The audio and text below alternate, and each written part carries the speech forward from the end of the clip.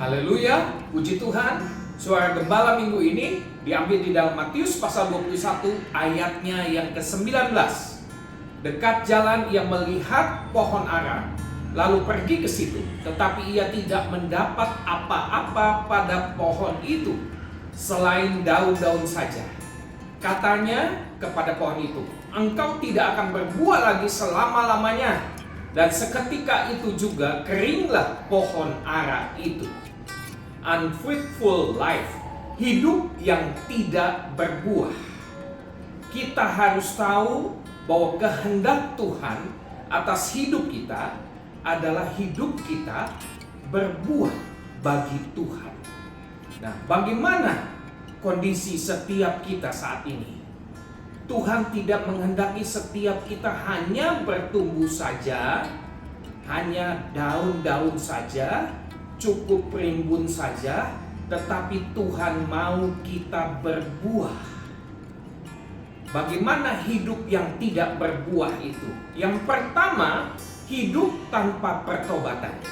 Firman Tuhan katakan, jadi hasilkanlah buah-buah yang sesuai dengan pertobatan. Tidak cukup hanya kita sebagai orang Kristen saja. Tidak cukup hanya kita ke gereja saja. Tidak cukup hanya berdoa saja. Tetapi kita harus mempraktekkan firman Tuhan dalam kehidupan sehari-hari. Kita harus hidup jujur.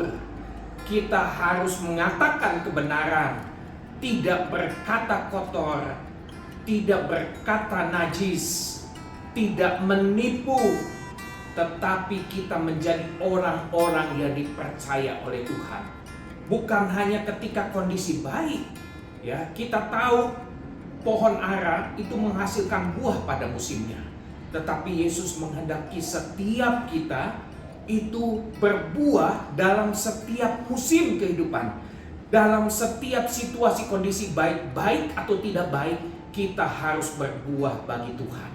Yang kedua adalah hidup tanpa melayani. Apapun juga yang kamu perbuat, perbuatlah dengan segenap hatimu seperti untuk Tuhan, bukan untuk manusia. Jangan kita hidup hanya untuk diri kita sendiri, hanya untuk keluarga kita sendiri, dan tidak memikirkan orang lain. Tidak belajar untuk memberi, tetapi hanya selalu menerima. Seperti pohon yang hanya bertumbuh, hanya untuk daun-daun saja rindang, tanpa berbuah, kita tidak berdampak dan menjadi berkat bagi orang lain. Oleh karena itu, pastikan minggu ini kita boleh hidup berbuah di hadapan Tuhan. Memuliakan nama Tuhan, menjadi saksi, menjadi berkat bagi kemuliaan nama Tuhan. Haleluya. Kiranya Tuhan terus memberkati hidup saudara. Stay safe, stay healthy. God bless you. Shalom.